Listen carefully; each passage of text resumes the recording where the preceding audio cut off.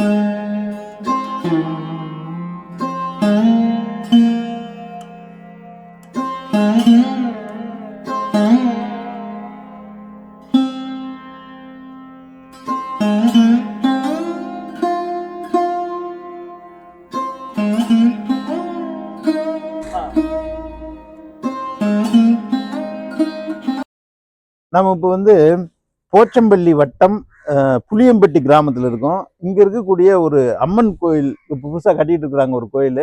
அது பக்கத்தில் வந்து அரச மரத்தடியில் ஒரு கல்லை வேற எங்கிருந்தோ ஒரு வீட்டில இருந்து கொண்டு வந்து இங்கே நட்டு வச்சிருக்கிறாங்க. இது வந்து பார்த்தீங்கன்னா ஒரு வித்தியாசமான நடுகள் அப்படின்னு சொல்லலாம். இதில் கீழே கல்வெட்டும் இருக்குது. இந்த கல்வெட்டில் என்ன சொல்லியிருக்காங்கன்னா, விளம்பி வருஷம் வையாசி திங்கள் அப்படிங்கிறது மட்டும் நமக்கு தெரியுது. அது கீழே அவருடைய பேர் மாதிரி தெரியுது, திருமூர்த்தின்னு படிக்கலாம். அது மாதிரியான ஒருத்தர். அவர் என்ன விஷயம்னா, இவர் ஒரு நடன கலைஞர் மாதிரி, நாட்டியம் ஆட மாதிரி ஒரு காலை ஊனி இன்னொரு காலை தூக்கி வச்சுட்டு நிற்கிறாரு. டான்ஸ் ஆடுற மாதிரி இருக்கு. அதே மாதிரி தலையில ஒரு சின்ன தொப்பி இருக்கு. மீசை ஒரு வித்தியாசமான மீசை வச்சிருக்கிறாரு.